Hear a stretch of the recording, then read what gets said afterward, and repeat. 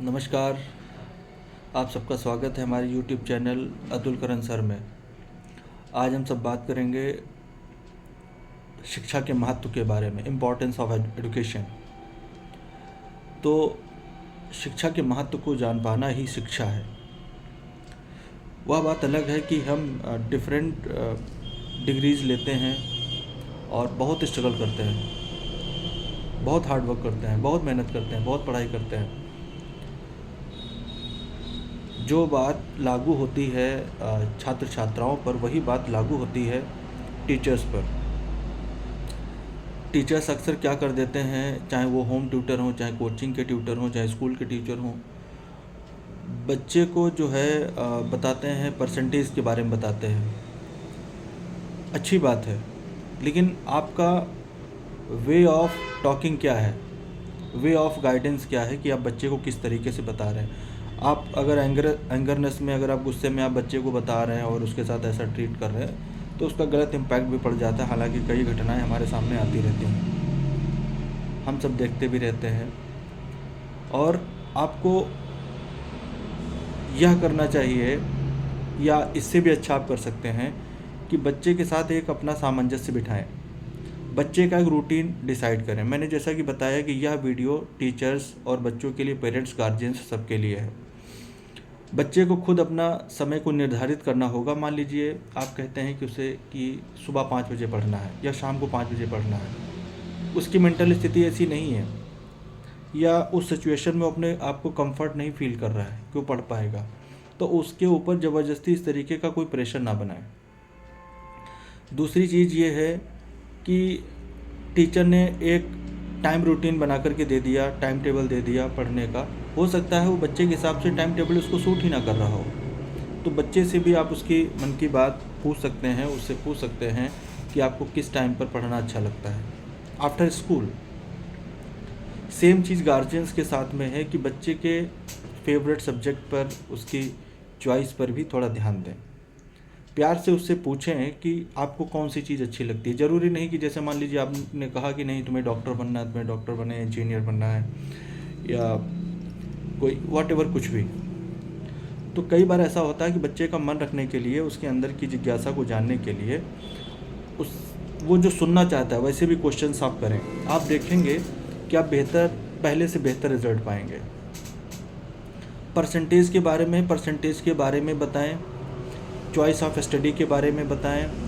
Hard subjects हैं, बच्चे को समझ में नहीं आ रहा, डिफ़िकल्टीज आ रही हैं, प्रॉब्लम्स आ रही हैं, तो उसमें से 1 बाय 1 कर निकलने का सिस्टम उनको बताएं।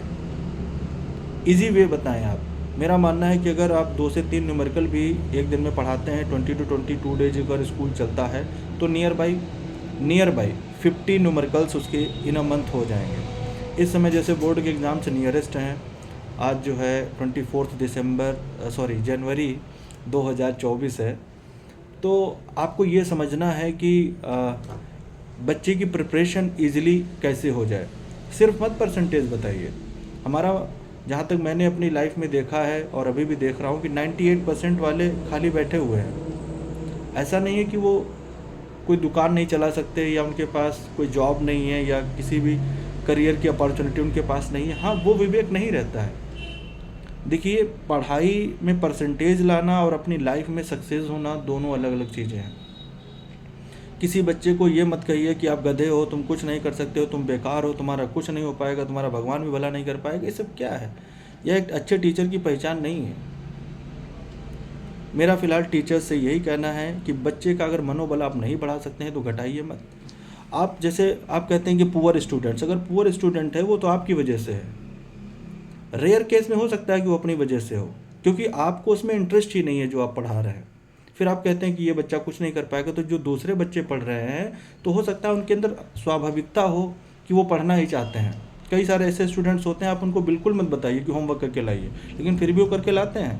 लेकिन कई सारे ऐसे स्टूडेंट्स होते हैं जिन पर वाकई में हमको काम करना पड़ता है। इसी वजह से हम सबको टीचर्स कहा जाता है, इसी वजह से टीचर्स कहे जाते हैं, इसी वजह से स्कूल भेजा जाता है, कोचिंग भेजा जाता है, ट्यूशन लगाई जाती है, ये चीज़ें हैं। और हम कहेंगे ये बच्चा पहले बहुत ख़राब था, बहुत अच्छा है।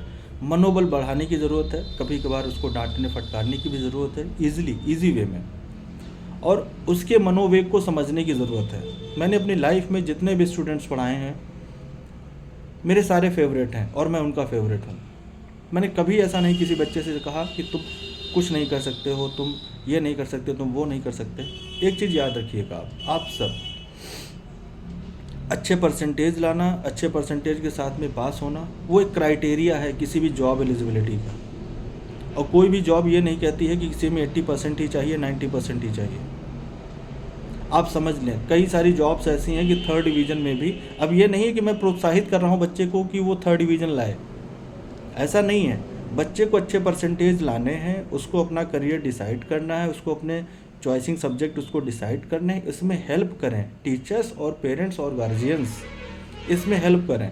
दोनों लोग स्वावलंबन की भावना लाएं, कंपैटिबिलिटी के साथ में पढ़ें।